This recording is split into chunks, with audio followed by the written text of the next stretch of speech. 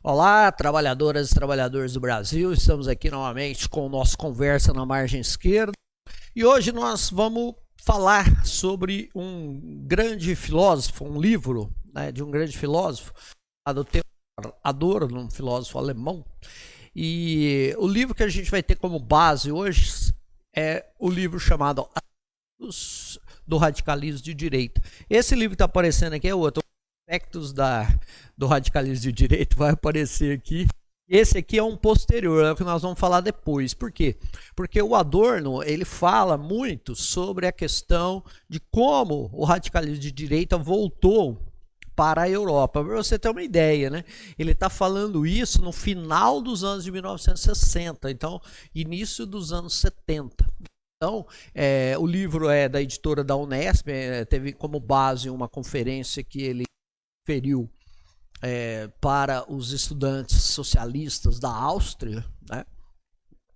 Onde ele vai fazer exatamente uma análise, né? Por quê? Porque naquele momento, ali final dos anos de 1960, início dos anos de 1970, um neonazismo, um novo partido nazista começou a ter uma votação no Congresso, no parlamento alemão. Então ele vai tentar explicar, né, quais são as causas desse renascimento, né, vamos dizer assim, do nazismo, né, que eles vão chamar então do neonazismo e esse novo, né, radicalismo de direita.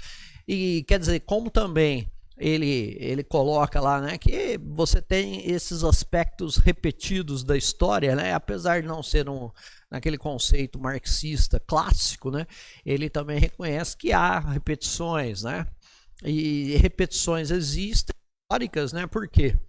Porque algumas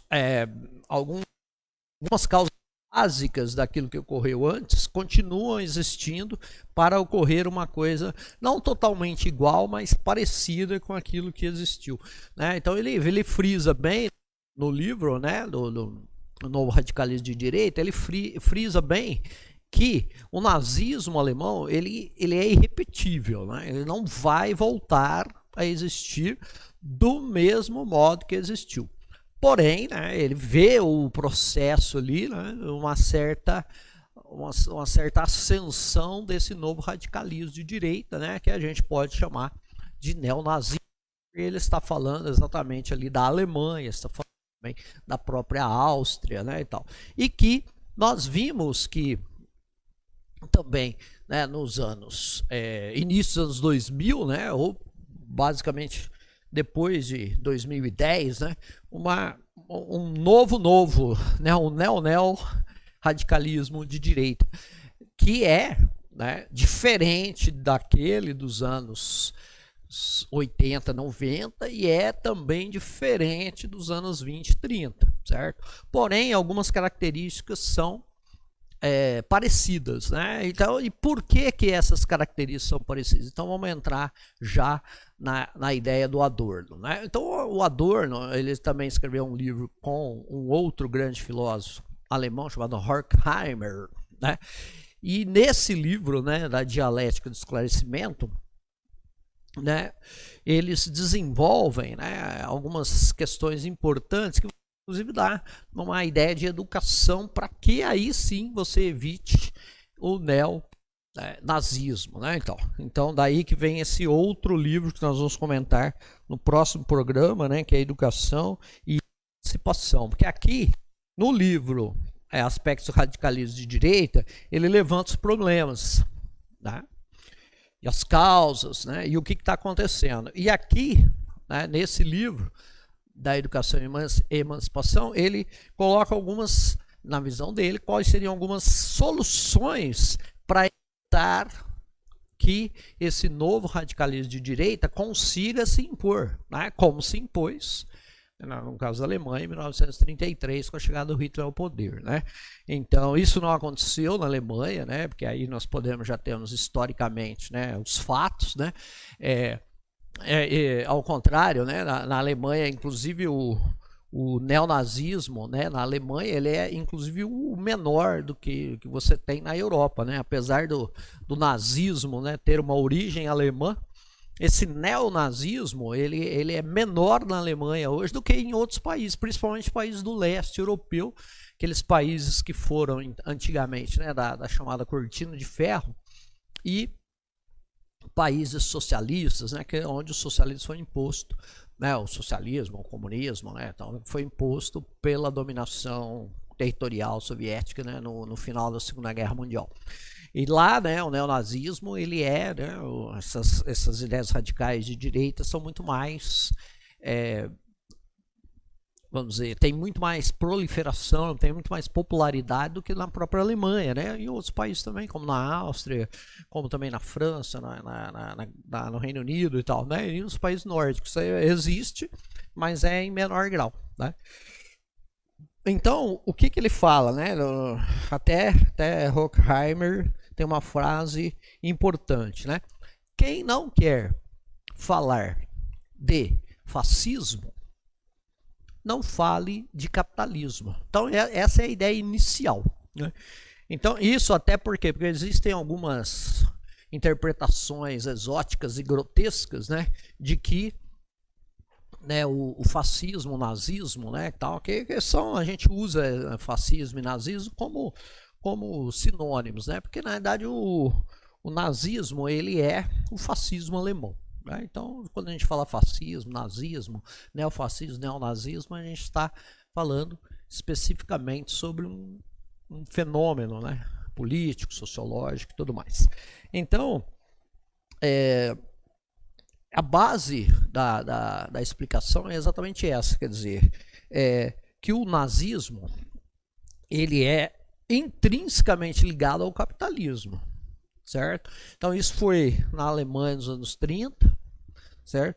E se caracteriza também no neonazismo, né, que vem depois, e na atual conjuntura também, aonde essas ideias, né, neofascistas, neonazistas tal, estão novamente em vigor nesse momento. Nós estamos falando aqui no dia 10 de fevereiro de 2023, inclusive hoje o Partido dos Trabalhadores está fazendo exatamente 43 anos, então parabéns ao PT.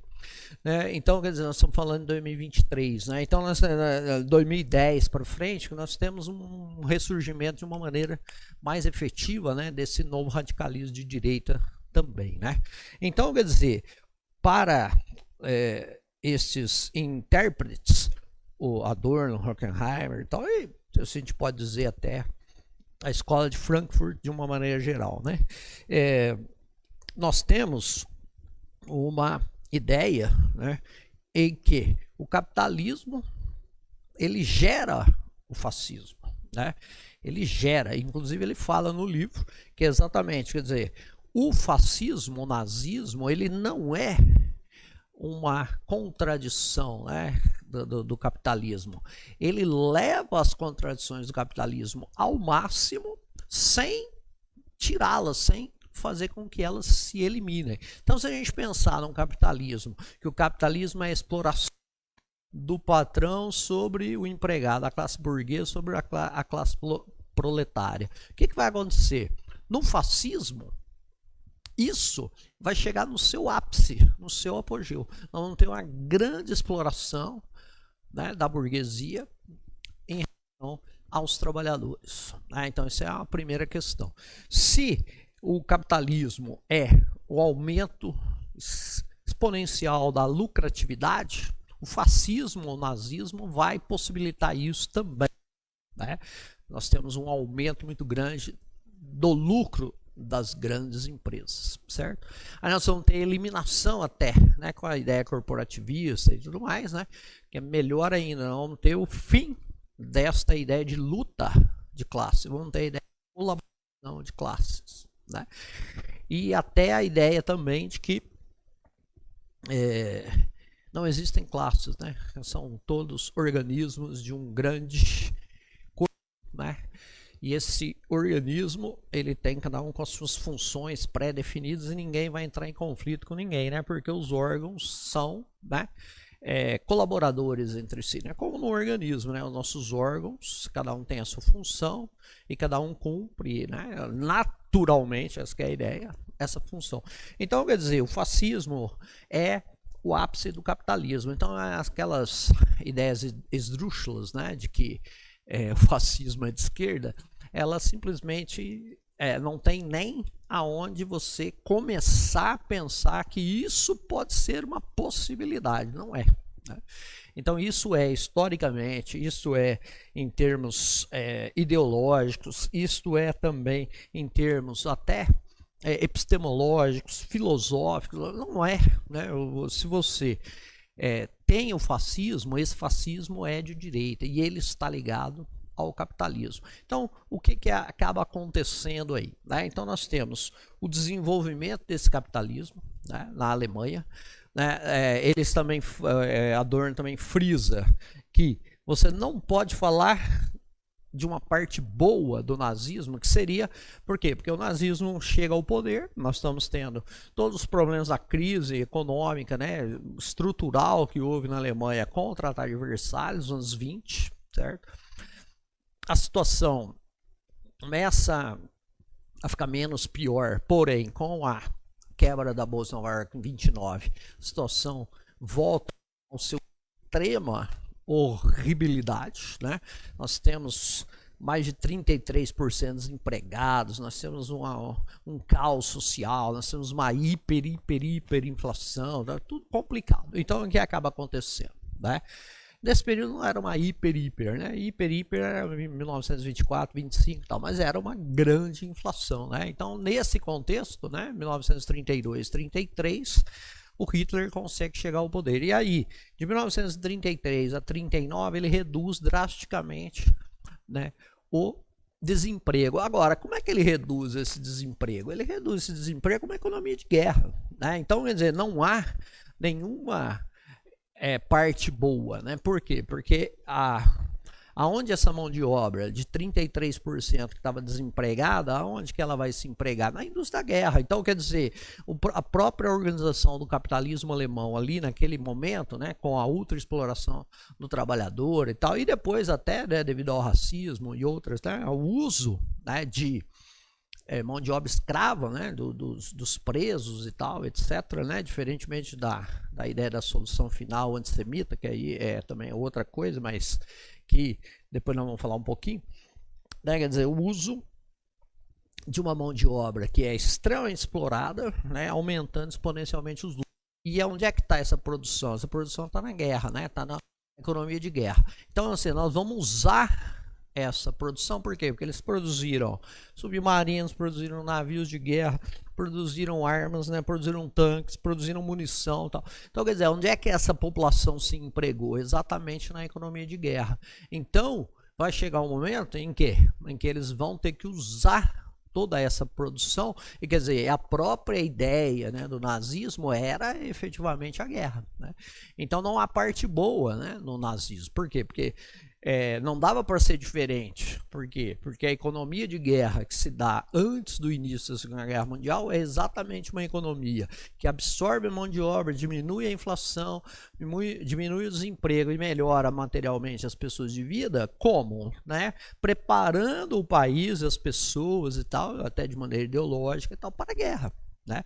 Então não há parte boa, né, no nazismo, porque tem gente que fala, mas ele era bom, né, porque ele acabou com o desemprego, porque a situação era bem grave, né? Não, mas não tem parte boa, né? Por quê? Porque ele não acabou com o desemprego fazendo com que houvesse uma economia que fosse recuperada para o próprio consumo, né, das pessoas, ou para a Alemanha exportar essa produção. Não, ele fez dentro da economia de guerra. Então isso é extremamente importante. Então, o que vai acontecer, né? Nós temos os seus ideólogos, né, os próprios economistas e tal, né, que falam que a total produção, a total produtividade, né, do capitalismo, ele só pode existir num estado totalmente ditatorial, autoritário e até totalitário. Por quê? Porque a extrema produção, ela depende de decisões que são políticas e não decisões, né, vamos dizer, econômicas, né? Por quê? Porque se eu vou produzir, né, eu posso ter a minha produção em termos de 80% do que eu poderia produzir. Então, por que eu vou produzir 80%? Porque, de repente, é o mercado, né, que eu tenho. Agora, se eu vou produzir para destruir o produto na guerra e tal, etc., eu posso produzir 120%. Né? Então, nós temos aí uma ideia de que a ultraprodutividade, né, capitalista só pode existir dentro de decisões políticas de um Estado autoritário totalitário. Né? Então, isso também é uma questão extremamente importante. Né?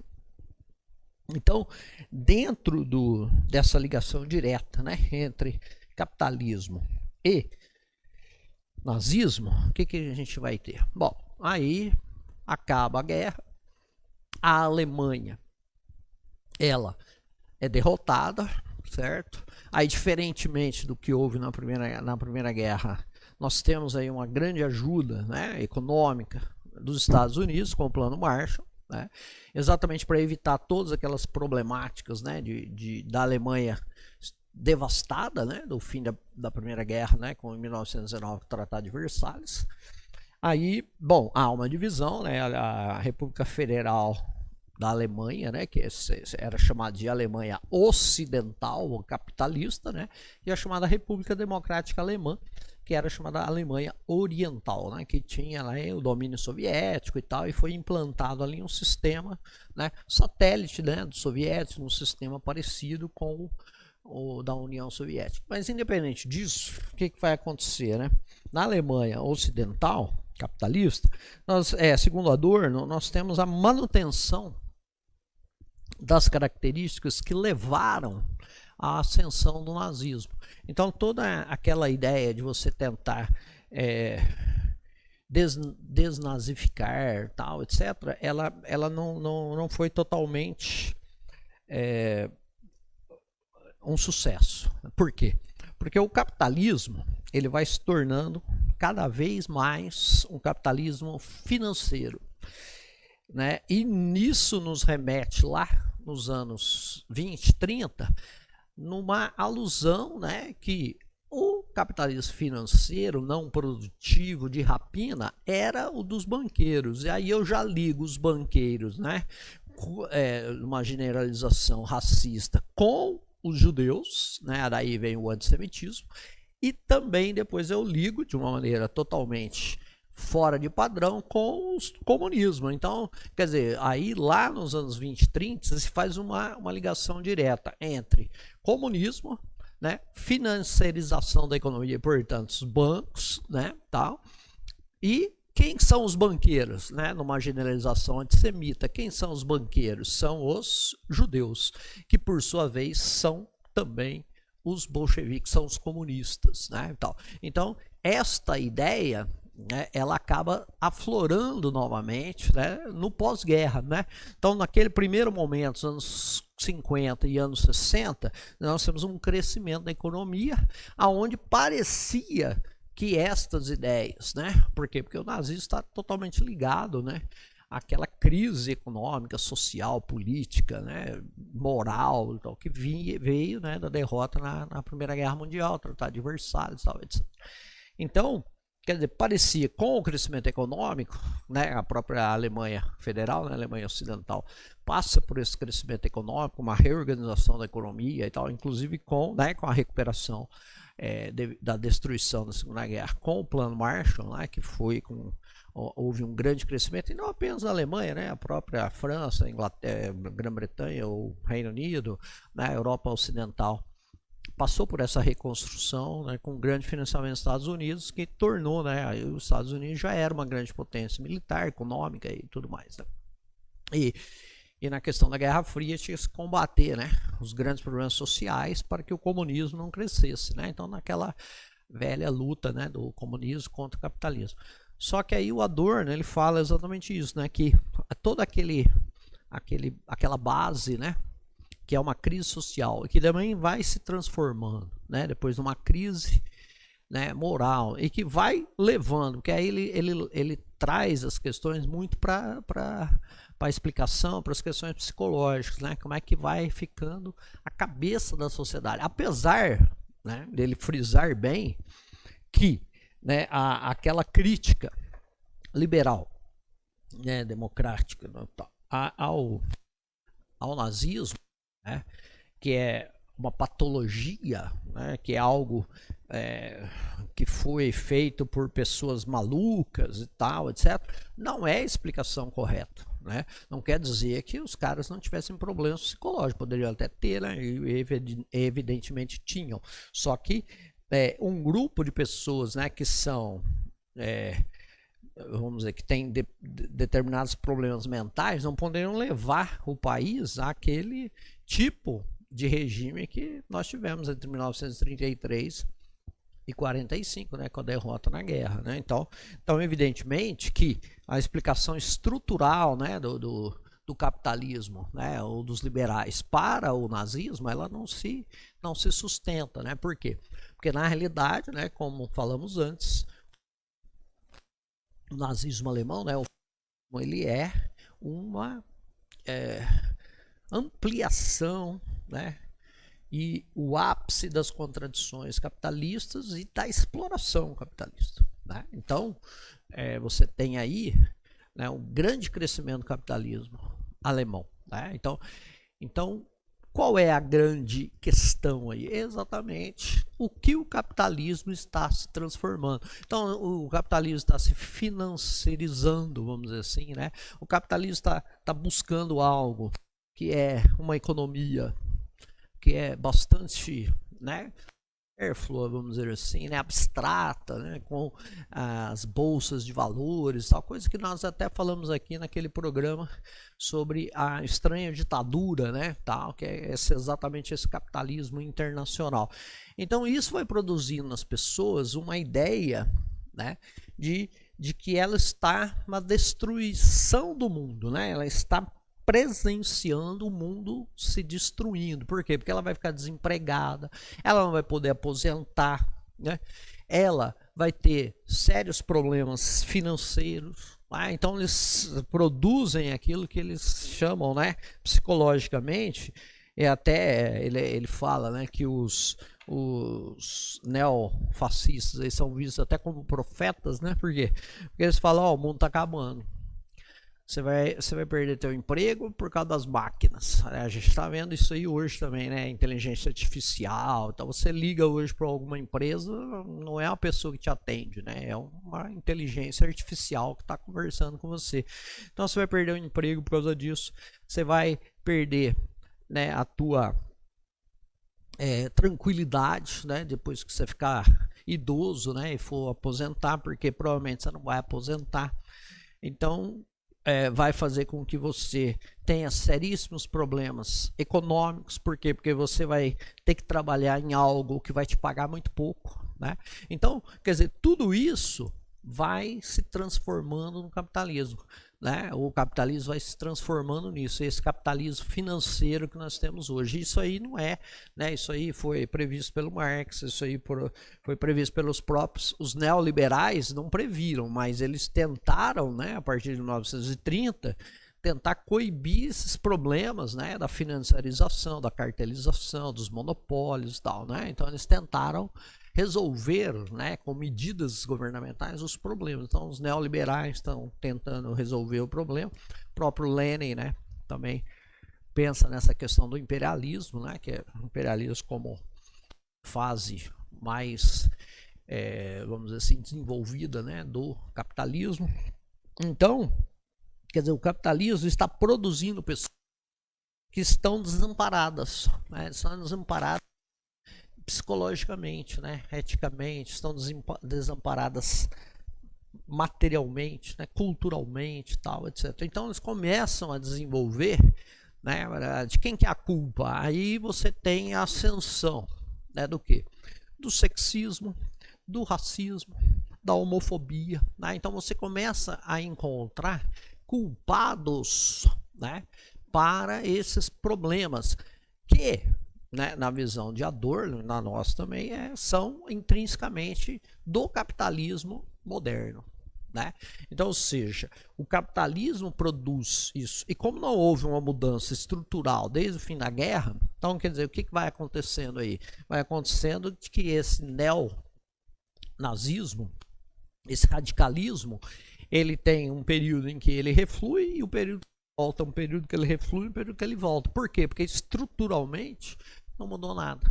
Né? Então a ideia fundamental do Adorno, né, é que quando você tem uma população que se vê, né, a maior parte da população dentro do sistema capitalista atual, o que ela está se vendo? Ela está se vendo como marginalizada, porque ela está desempregada, ela vive de bico, né, e tal, ela não tem status social, né? Então ele se vê como um fracassado. E esse fracassado aí, entre aspas, né, o que vai acontecer? Ele vai levar, ele vai formar, então, represar toda uma insatisfação e uma raiva, né? E essa insatisfação e raiva que ele passa a ter devido ao sistema, né, ele começa a achar culpados. Então, por exemplo, isso é muito nítido nos Estados Unidos, né? Você vê aquele cara que era um operário das grandes empresas automobilísticas nos Estados Unidos, que nos anos 50, 60, 70, 80 ganhava muito bem, né? Eram pessoas de classe média alta e tal. De repente, você tem máquinas utilizadas, então eu diminuo drasticamente o número de funcionários numa GM, numa Ford e tal, né? Depois eu tenho também, além da redução de pessoas para trabalhar nas grandes montadoras, o que eu vou ter? Eu vou ter o NAFTA, né, que é o Acordo de Livre Comércio da América do Norte, na sigla em inglês. Então o que eu vou fazer? Eu vou levar essas empresas para o México, onde o trabalhador lá ele vai ganhar $1 por hora, né? Então, enquanto o operário americano ganhava 5, 6, 7 dólares por hora. Então eu vou levar, quando eu ainda preciso de um funcionário, né, quando eu não conseguir substituir esse funcionário por uma máquina, esse funcionário eu vou contratar no México, por causa do livre comércio. O que acontece? O México vai vender para os Estados Unidos sem tarifas alfandegárias, né? Sem importação e exportação, porque é o Tratado de Livre Comércio, né? Que é o NAFTA. Então, esse cara que perdeu o seu salário de 7 dólares por hora, e a fábrica lá, onde é Ohio, né? Isso aí é muito, muito nítido, né? Tal, né? Aquele Michael Moore fez até um documentário, né, da cidade dele lá, que a cidade simplesmente se tornou uma cidade fantasma praticamente, né? Tal, porque as grandes empresas que tinham lá, elas simplesmente fecharam ali, né? E abriram no México, né? Ou em outro lugar do mundo, né? Então, esse cara que ganha 7, 8, 9, 10, seja lá, né, sei lá, 10, 5 vezes, 10 vezes mais do que um mexicano, ele vai perder o emprego, mas ele não vai botar a culpa na empresa, ele vai botar a culpa no mexicano que roubou o trabalho dele. Aí aquele mexicano que migra para os Estados Unidos, ele também é culpado deu emprego e tal, etc. Então começa a desenvolver todo um ódio e toda uma raiva que está represada, ela começa a ter vazão, né? Por que ela começa a ter vazão? Por quê? Porque aí o neonazismo, né, o neofascismo, o radicalismo de direita, ele começa a explorar essas questões que não são racionais, são questões pulsionais, são questões ligadas ao quê? Ligadas ao sentimento das pessoas, né? Por isso que a propaganda radical de direita, ela faz muito sucesso, apesar dela ser extremamente desconexa, né? Por quê? Porque ela tem um discurso que vai para o coração das pessoas, para o sentimento, e não para a racionalidade, né?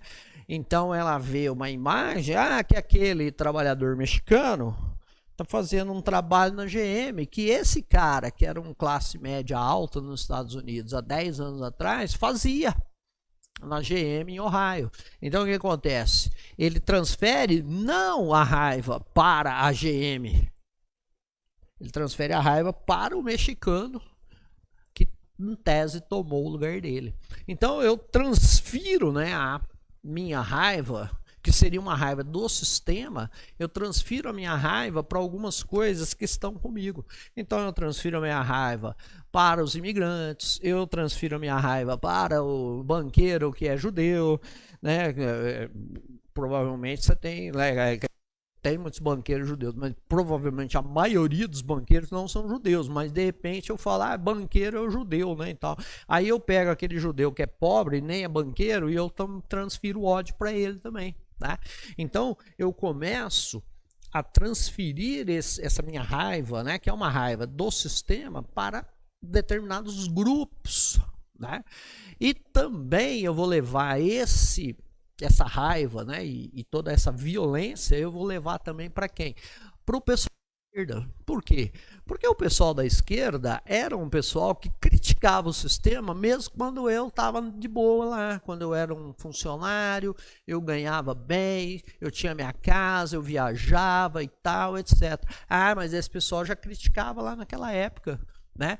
Então eu acabo levando esse ódio represado, essa raiva, né, que eu tenho do mundo, né, eu acabo levando para o pessoal da esquerda. Então eu levo pro GLBTQIA+, ou eu levo pro racismo contra os negros, né? No caso do Brasil é muito típico, né? O racismo contra os negros, né? Eu levo pro antissemitismo, né? Ser contra os judeus, que no Brasil não é uma característica muito forte, né? Porque o número de judeus aqui no Brasil é pequeno.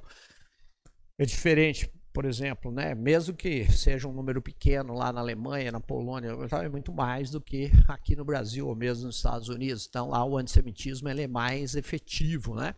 Mas aqui no Brasil, então, nós temos o ódio contra os nordestinos, né? Nós temos o ódio, né, contra, por exemplo, os imigrantes que agora podem vir para cá também, imigrantes venezuelanos, bolivianos, né? Você anda em São Paulo, você percebe, né, muitos sul-americanos que trabalham em grandes empresas, né, de tecidos, né, de costura e tudo mais, né, às vezes até denúncias de trabalho análogo à escravidão dessas pessoas, né, e tal. Então eu transfiro meu ódio para determinados grupos, né, e essa minha raiva represada, né, esse meu descontentamento, que deveria ser um descontentamento ligado ao sistema, né? Por quê? Porque na realidade quem fechou é a mesma coisa agora americanos, né? Americanos você vai porque fechou por causa dos imigrantes, não tem nada a ver. Fechou porque os donos das ações lá fizeram as maracutaias, ficaram com o dinheiro e tirou o dinheiro do caixa. Aí a empresa faliu, né? Então, esse ou está em vias de falir ou está em recuperação judicial, né? Questões jurídicas aí, tal, né? Então eu não ponho a culpa, né, em quem efetivamente tem essa culpa, que é o sistema, né? É o sistema que é culpado. Então, quer dizer, você pega os grandes acionistas, né? Mesmo os dirigentes da Americana, eles estão lá numa boa, todos estão ricos, né? Alguns são até bilionários, né? Tal, porque são donos da Americana, como são donos da Ambev também e tal, etc, né? Então, esses caras vão ficar bem. Agora, e o trabalhador? E o trabalhador provavelmente, né, vai ser demitido. Você vê, saiu hoje mesmo, né, que estamos falando aqui dia 10 de fevereiro, né?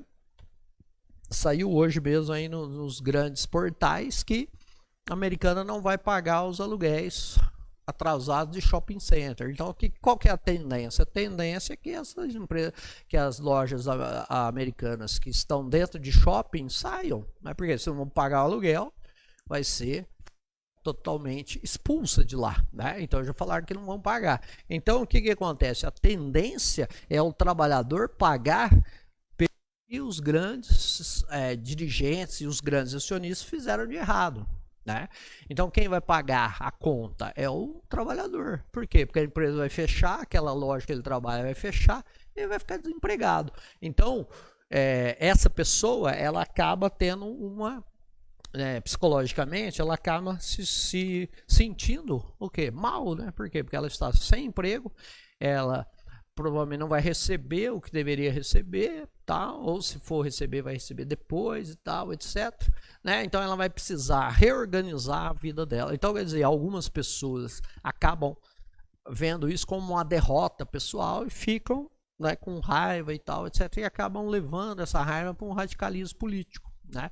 Então é mais ou menos isso aqui que o Adorno fala que nós estamos tendo nesse novo radicalismo de direita. E isso vale para os anos 70, que se efetivou só, né, se a gente for pensar, só nos anos 90, com grande concentração de renda que os países que tinham passaram a ter, por exemplo, e países europeus, né, que eram países onde a distribuição de renda era mais ou menos distribuída, né?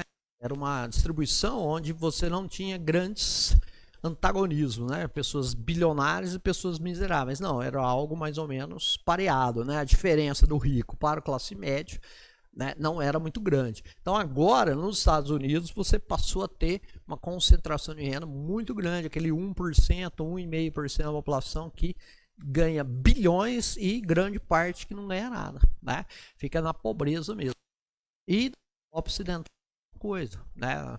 Reino Unido, nos países, até nos países nórdicos, né? Isso não é tão evidente, mas já começa também na França, né? E tal, etc. Então você começa a ter, né, um questionamento aí do sistema, né? Só que muitas vezes, né, não é para o sistema que a revolta se estabelece, né? É contra outros, vamos dizer, componentes sociais, né? Que seriam aqueles diferentes, aqueles que são, por exemplo, no caso da Europa, hoje você pega os imigrantes, você pega os negros, né, que vão para lá, os africanos, em geral, você pega os muçulmanos, né? Os judeus que já estão lá. Então todo esse pessoal começa a sofrer uma violência, né? Aqui no Brasil você tem um aumento do racismo, né? O pessoal também, o ódio, a violência e tal, né? O armamento, né? A população começa a se armar e tal, etc. e tal. Então, quer dizer, toda essa questão se dá, né, na realidade. Então aí o que o Adorno vai propor? Ele vai propor, então, que haja efetivamente uma educação e uma emancipação. Então a nossa ideia é essa, quer dizer, no próximo programa nós vamos falar quais são as soluções. Então, essa problemática aí, né, que muita gente acha que o mundo está acabando, né, nós estamos indo para o fim do mundo, e tem essa pulsão de morte mesmo, né, do pessoal radical de direita, né, eles, você vê na pandemia, né, não vão fazer nada, né, deixa aí, morra quem tem que morrer, né, disse o ex-desgovernante, né. Então, quer dizer, nem um pouco se lixando para quem ia morrer, né? Então, eles têm essa ideia da morte, né? Essa ideia da violência contra as pessoas que pensam diferentes. Isso aí, né, é muito evidente, né, no pessoal radical de direita, né? Então, Adorno, né, vai propor a educação, né? Uma mudança da educação com emancipação. É aí que é a ideia. Então, quer dizer, eu vou tentar educar as pessoas da sociedade para que elas percebam que o racismo, o sexismo, a homofobia é apenas uma cortina de fumaça para esconder o verdadeiro culpado dos problemas da sociedade, né? Que é exatamente o sistema capitalista de concentração de renda, onde pouquíssimos têm bilhões e a maioria não tem nada, né? Tem muito pouco ou não tem nada. Então esse é o grande problema. Então a ideia da educação e emancipação é exatamente isso, é tentar educar as pessoas para que as pessoas percebam qual é o grande culpado dessa situação que realmente é ruim que nós estamos passando, né? Então ele vai propor algumas formas para que a gente tenha no mundo uma educação com emancipação, ou seja, uma educação crítica onde eu possa efetivamente saber quais são as causas dos problemas sociais. E aí sim eu me revoltar contra essas verdadeiras causas, né? E não com coisas que colocam para nós como se fosse, né, a causa. Então, quer dizer, o problema do estadunidense, que há 30 anos atrás era um classe média alta, né, que perdeu o emprego, o problema é que a GM ou a Ford o demitiu. Não é o problema do mexicano, certo? É porque a GM e a Ford o demitiu ali, mesmo antes de se instalar lá, porque substituiu milhares de trabalhadores por máquinas, certo? E quando teve a possibilidade, né, transferiu essa empresa para o México, onde eu pagaria menos a hora trabalhada, né? Então a culpa é do da empresa e é do sistema como um todo. A culpa não é do imigrante mexicano ou do mexicano que está sendo hoje, atualmente, um cara que é operário da GM ou da Ford, né? Então a educação e emancipação é exatamente isso, é mostrar para as pessoas, né, qual é efetivamente o culpado ou quais são, né, no sistema aquilo que gera o teu problema, né? Gera o teu problema. Então lá fica uma solução fácil. O problema aqui, ó, é porque o mexicano tomou o teu trabalho, né? Que é uma coisa que além de ser totalmente mentirosa, é algo que explora, né, aquela raiva que a pessoa tem até para matar o outro, né? Então lá na Europa nós estamos vendo, né, os muçulmanos sendo atacados, né, os negros sendo atacados, né, e presos e tudo mais, né? Por quê? Porque eles são culpados do problema, né, social, e não é, né? Se você analisar de uma maneira racional e fria, não é. Só que o radical de direita, ele não analisa as questões de uma maneira racional e fria, ele analisa as questões de uma maneira, o quê? Sentimental, né, e violenta, aonde eu pego essa minha raiva, esse meu descontentamento e transformo isso numa violência física contra determinados grupos, né, da sociedade, e deixo que as grandes empresas fiquem numa boa, né? Como que pode acontecer? Você pode pôr a culpa em qualquer um aí da Americana ter falido, né? Ou estar a caminho da falência, ou que vai diminuir drasticamente o número de empregados e tal. Aí você pode pôr a culpa no quê? Naquele cara lá porque aquele cara, o chinês que abriu uma lojinha lá, a culpa não é do chinês que abriu uma lojinha, né? A culpa é dos grandes acionistas que fizeram durante 20 anos toda uma maracutaia contábil para pegar dinheiro, colocar no seu bolso e deixar a empresa sem dinheiro. Essa é a grande questão. Então a educação e a emancipação tem a ver com isso, beleza? Então, trabalhadores do Brasil, grande abraço, 43 anos do PT, parabéns.